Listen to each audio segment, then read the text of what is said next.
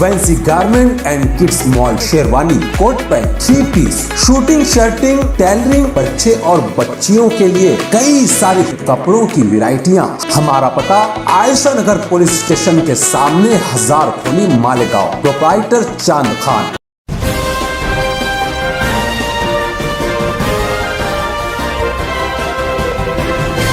मानव समाचार, मानवता के हक में। मानव समाचार में आपका स्वागत है। मैं हूं अब्दुल रहमान।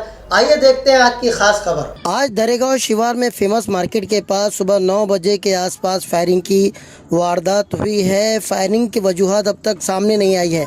पुलिस ने जाए वारदात पर पहुंचकर बारीक बीनी से मुशाहिदा किया। फिलहाल फायरिंग मामले में एक शख्स की गिरफ्तारी हुई है जिसका नाम सईद बाबा बताया जा रहा है। पवारवाड़ी पूरी तहकीक कर रही है। उम्मीद है कि जल्द ही पूरा मामला उजागर हो जाएगा। फिलहाल की अपडेट इतनी है। नई ताज़ा अपडेट के साथ हम आपको बताते रहेंगे कि इस मामले में और क्या पेशरफ्त हुई है। देखते रहिए मानव समाचार।